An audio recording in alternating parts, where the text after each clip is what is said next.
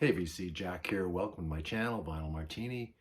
It's been a while since I've shown some new finds, but before I do that, I'd like to give a couple of shout outs. First of all, a couple of new channels. First is the Vinyl Dreamscape. The Vinyl Dreamscape. Let me try that again. That's Craig's channel. He's out of Michigan. I've just watched a couple of his videos. Really nice guy. Shows some really interesting stuff. He's got 122 subscribers. Well worth checking his channel out. And the second channel is the Vinyl Outside. I don't know the fellow's name. I just started watching his videos a couple of days ago. He shows some really interesting stuff. Nice guy. He's only got 68 subscribers, and I think he deserves more. So why don't you, I'm going to leave a link in the description below. Why don't you check out those channels and give them a sub, and let's give them a little boost. Anyways, I'm showing some new stuff that I got at the South Vancouver Island Record Fair. This goes back way back to October the 8th, I think they had it in Sydney, which is about a 35-minute drive north of me. I went in the morning, and it's a really big space. There's lots of room, big aisles. There's I don't think about maybe 25 or 30 dealers, so it was worth going. And it was early in the morning. It wasn't too crowded, so lots of opportunity to get close to the boxes and do a good flip through. So the first thing I want to show you is Bob Dylan, a box set. This is the Bootleg Series, Volume 1 to 3. I can't afford to buy the record box sets, but I've made a little vow to myself that I'm going to start picking up CD box sets. This is a 3 CD box set, outtakes from 61 to 91. Just be careful opening that up. It comes with the box, with the booklet. The booklet the binding is a little bit dried out, so I don't want to flip through it, but you got some pictures and some writing in there, some details about the outtakes that they've included in this. So really happy to get that. I went to a table. He had all those box sets half price. This was priced at $50. I got this for $25, which I consider a pretty good deal. Unfortunately, somebody got to the table just before me, and I noticed that he bought the Clash box set on Broadway, I think it's called. I would have grabbed that one for sure. But anyways, I didn't make it in time. Such is life.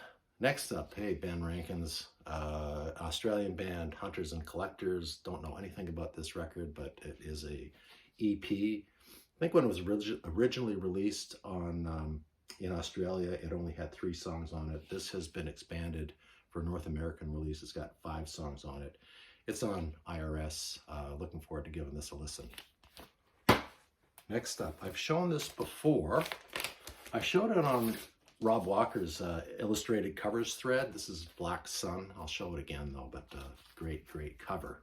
And I explained before that I thought for sure this is a psych band, but it's not a psych band. It is a funk band out of New Jersey, I think. I can't find any information about these guys.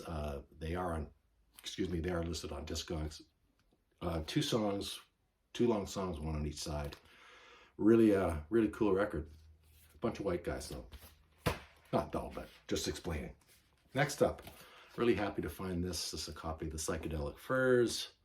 The title is called Mirror Moves.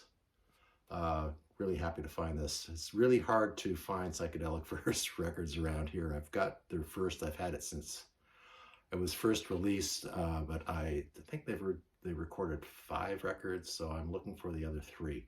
Psychedelic Furs, great post-punk band out of England. Next up, I don't know why I didn't have this record, but this is the Outlaws, Waylon Jennings, Willie Nelson, Jesse Coulter, and Temple Glazer. Really nice copy. This cost me around $3 or $4. Nice. It's on RCA Victor. It's a Canadian pressing. I'm a big fan of country music, of course. These guys are all great. And that's the first recording I have with that features Jesse Coulter songs on it. So nice to find that. Next, I found a couple of Earl Scruggs review albums. I bought one about 2 months ago. It's called Earl Scruggs Review Volume 1, I think. I played it the other night. It's fantastic. So I got Earl Scruggs Review Today and Forever, and Earl Scruggs Review Strike Anywhere. Earl Scruggs, mixture of bluegrass and Eastern kind of country music. Fantastic, fantastic stuff. Earl Scruggs was a great banjo player for sure. This is another record that I was really happy to find. This is a Roy Harper album. I'm a big Roy Harper fan. Roy Harper's a good friend of David Gilmour. He sang Have a Cigar on Wish You Were Here. This album is called, it's called Bullenaming Vase. I don't have that right. I can barely read that. My eyesight is going.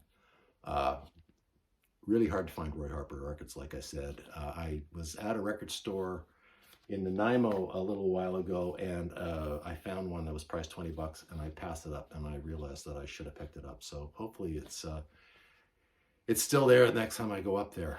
Roy Harper, fantastic, very eclectic acoustic rocker, fantastic guitar player, electric guitar as well. So very happy to find that.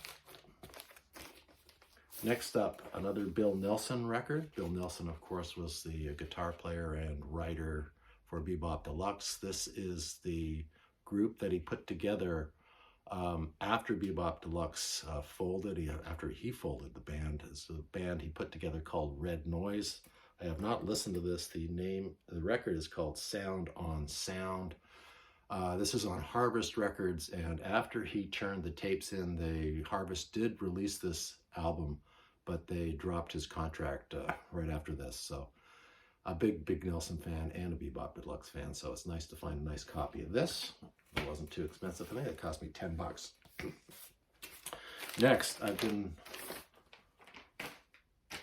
been trying to find some more albums by this band. This is Black Oak, Arkansas. I know that Don the Old Goat is a big Black Oak fan, and I know that the Stoner Stash Box is a Black Oak, Arkansas fan as well. And this is an album called High on the Hog. I used to work in a record store, and these records were always in the bins, and we used to have a plastic bag with the name and the catalog number, etc. I don't think I ever filled a bag for a Black Oak, Arkansas record while I worked in the record store. So kind of a little-known band, I think, in Canada at least. This is a nice copy. I think it cost me about $6 or $7. Black Oak, Arkansas. Of course, the great Jim Dandy doing vocals on that. Next, I found another Babe Ruth album. I pick up Babe Ruth albums. They are I guess you'd call them a prog band. They're from England. This is a different lineup, but I've got about 4 or 5 of their records, and they're really great. They're an obscure band, not very well known in the VC. I hardly ever see these records shown, and it is just called Kids Stuff, Babe Ruth. From let's see what, I got a date here. No date, of course. 1976, I lie. 1976 on Capitol Records. Next, a band that I love, but I rarely find their records in good condition here in Canada. This is Nick's Buddy Sandwich's favorite, one of his favorite bands. I know that Mike, PC31, is a big fan. This is a 1984 record called Keep Your Hands Off My Power Supply. They are a glam hard rock band out of England. They really don't need any introduction.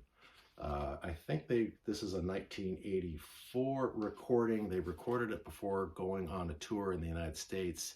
I think one of the band members got sick about the second date into the tour, and they could not complete the tour. And according to Wikipedia, I don't think they toured after that. So Slade, great cover, actually, by the way.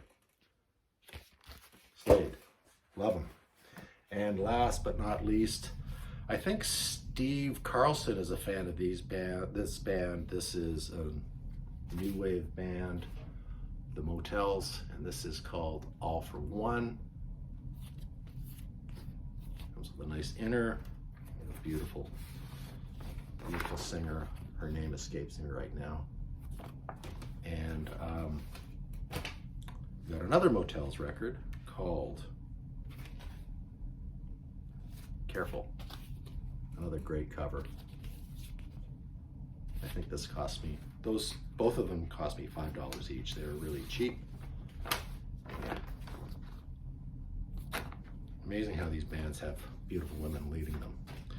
Anyways, that's all I'm going to show for now. Thanks for watching. Please give me a like. Glenn Kellaway has been on this this like kick. He finds that he gets lots of views, but hardly any likes. I personally, when I watch a video, for all the people I sub to, even before I start watching the video, I give them a like because just because I think that's the thing to do. I actually gave Glenn a dislike because he was asking for a dislike, so I hope that came through. I think it did come through on his channel, and he sent me a note this morning. He said, "Thanks for the dislike." So please, if you're not a subscriber, I'm up to about 385, 387. I haven't really checked, but I'm trying to get up to 400 before the end of the year. So if you think of it, hit the blue bar there, subscribe. Please leave me a comment. I love comments. Always answer my comments. Till next time, I am going to be doing some more, following some more threads, I think.